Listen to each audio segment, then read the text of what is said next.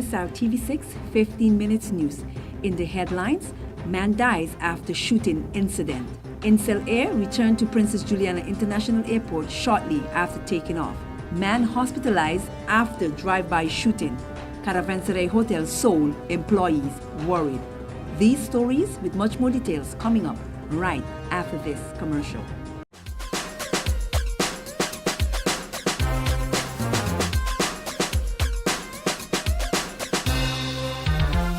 MSR Cable TV, simply the best. 24-year-old Emilian Kreitov is dead after a shooting incident in the KB area. On Sunday, September 14th, around midnight, Simpson Bay Police Patrol, paramedic, detective, and forensic department was sent to Aaron Jacobs Drive in KB to investigate a shooting, leaving one male victim injured. On the way to the location, the investigating officers encountered a vehicle driving at a very high speed, leaving the area of the incident. The vehicle in question was stopped by the patrol, and the female driver was questioned to the reason for her driving in that manner. It was then ascertained that when the officers were informed she was busy transferring the victim that was involved in a shooting shortly before to the St. Martin Medical Center for treatment. The investigating officers indeed saw the victim with the initials EPK, 24 years old, who is well known to police, in the vehicle bleeding from a gunshot wound to the left side of his body. Paramedics who had not yet arrived on the scene took over the medical care of the victim on the Welfare Road while he was being transported to the St. Martin Medical Center by the private vehicle. When arriving at the hospital, the medical staff immediately went to work in an attempt to save the victim's life, but at approximately 12:25 a.m., he was pronounced dead by the doctor on duty as the result of the wound he sustained. The body of the victim have been confiscated for further investigation. The crime scene, in the meantime, was closed off, and forensic department went on to collect evidence while the detectives spoke to potential witnesses. Two earlier reports filed by Simpson Bay Police Patrol stated that they had been called twice during the evening on Sunday to investigate a dispute involving the victim and another man, which had been quite heated and whereby possible a gun was involved. At one point during the evening, while investigating this case, the patrol had said to have seen the victim walking to the area, but when he saw the police patrol, he took off running through the dark and the narrow alleys. Witnesses stated that prior to this deadly shooting, they heard an argument going on and also heard several shots being fired off. Who fired the shots and why is still under investigation by the detective department.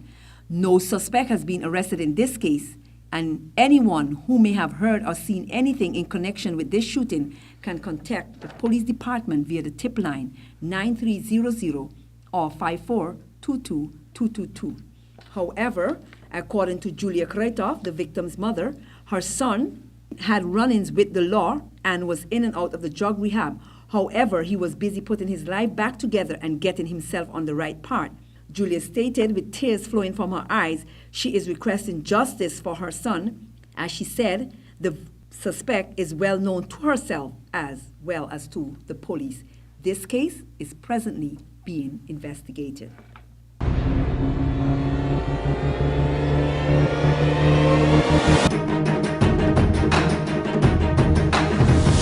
Incel Air Flight 512, bound for Curacao from St. Martin, was forced to return to the Princess Juliana International Airport early Friday evening.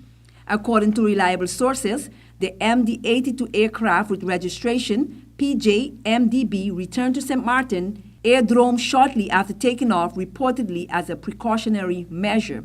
Apparently, the crew received information that there may be a flight control issue and took the decision to return to the airport just 15 minutes after taking off. Aircraft technicians were flown in by Incel Air from Curacao to address the problem. Another aircraft also flew to St. Martin to pick up the passengers who were on board Incel Air Flight 512.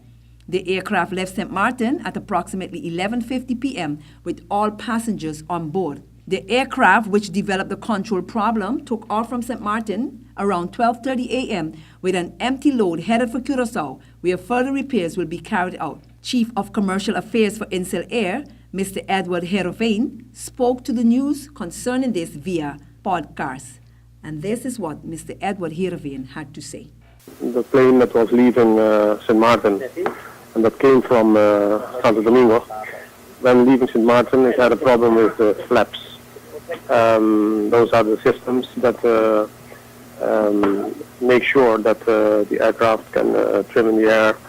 They have the right position to climb and the right position to descend and also to land the aircraft. So when you have a problem with the flaps, the best thing you can do is turn around and get back to the airport and land the aircraft and let's see what we can do then. So that's exactly what they did. Upon arrival, technicians went on board.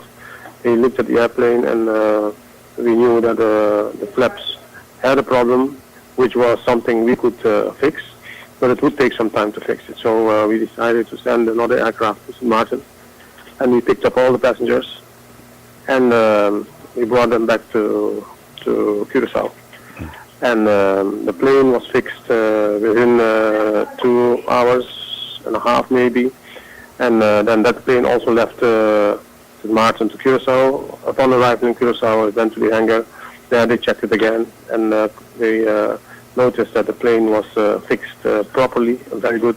So what they on Curacao we had to do was just sign it off again as a second check, and the plane is already in operation again. So it was not a problem that was too serious for the plane to keep it in the hangar. It was ready and it's flying again. So and the people, that's the most important thing, were in Curacao that same night. Affected, not very much. The only thing they have was they left later, but we had not so many passengers on transit, and those who were on transit, especially from Venezuela, they got a flight because the flight was waiting for them in Curacao. Look, these things, they might happen. This aircraft is just out of C-check, and when it's out of C-check, you do everything, all measures, it's just being tested thoroughly. So now and then, after the C-check, things can pop up. Most of the time, not serious things, but things can pop up because of the fact that you have taken out the airplane completely and you assembled it again completely. So maybe wire was not functioning exactly the way it should. These kind of things you have with flaps. And you see it is corrected immediately and easily. So we can say that the aircraft is in a very good shape and it is flying again also.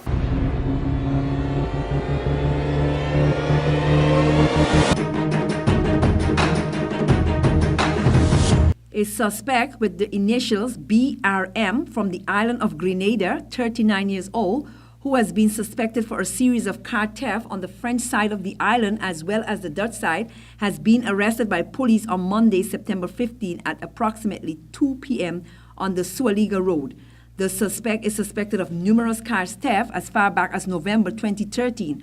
A warrant for his arrest was issued on July 3, 2014. The suspect was always able to escape his capture each time the police tried to arrest him.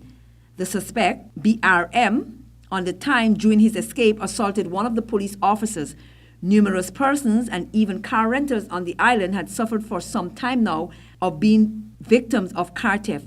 Many of these stolen vehicles have been resold to others as cheap price or stripped of their part, which was also resold. The detective in charge of this investigation will be able to question the suspect who remains in custody concerning the many car thefts and bring this investigation finally to an end.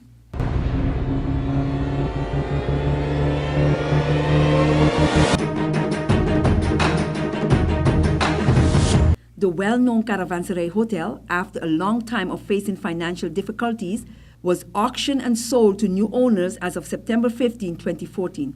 However, selling of the hotel seems to come with complications where the employees are concerned for the security of their jobs, seeing many have been working for some as long as over 17 years. MSR visited Caravanserai Hotel and spoke to former owner Mr. Harish Manik, and this is what he had to say concerning the selling of the hotel. I just also mentioned that I'm not aware of what is happening because their lawyers are talking to my employees. Nobody has informed me about. Yes, they have not talked to me either what they are doing. So all I came to know is from my staff that they have been invited to a meeting by the new owners, which they went to the meeting and they were told the terms and conditions of their employment, which I'm not aware of. But we are unionized. I would expect that Mr. Thompson, who's a union leader, should be representing the employees and getting them the real thing that is required. I mean, I think that would be the right way to go about. And this is what we have been doing. We always did the right stuff. We followed the rules, we followed the law, right up to the last day. Up to the last Yeah. So there's nothing left No. outstanding. We will take care of whatever is up till today. Any obligation that we had, we will take care of it up till today. And understand the new owner will take care of it from there on. I've been a caretaker for the bank. For the last 1 year, I've been a caretaker for the bank. They have been funding this operations to keep it open. So they have been paying the employees. President of WIFL Union, Mr. Theophilus Thompson, who was also there on the spot to represent the workers, spoke to MSR concerning the situation. Well, let me say that all of the workers will not be out of a job. WIFL representation is to make sure that workers' jobs are secure. Job security for us is a priority. However, today is D-Day. In saying that, Caravanserai has been going through some ups and downs and some struggles for the past months. The bank, as mortgage holder, seized the property from the owner and auctioned the property. Today, the new owner will assume possession and also continue the operation. So we are here to make sure that continuity of employment is secured. We had meetings with the new owners, the attorney, on Saturday, and we're expecting them to be here shortly so we can finalize that continuation of employment with the new owners. Our concern, though, we have some concern, very grave concern, is that we're in a situation where, by law, the employees has no protection.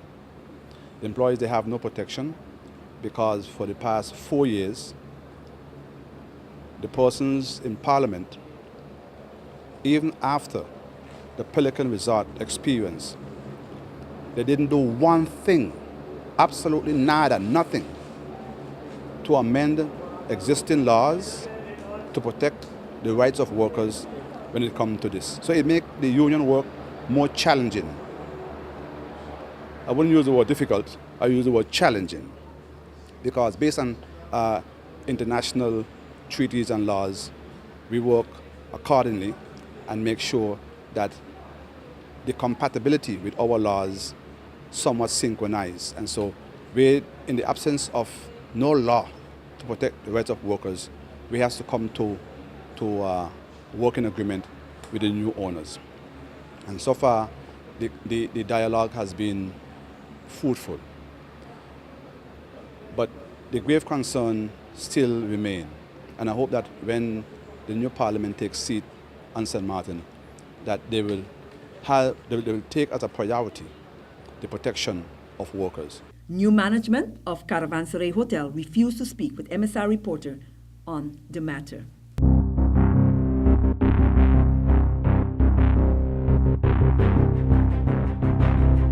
This has been MSR TV6 15 Minutes News. We want to thank you for viewing. Until next time.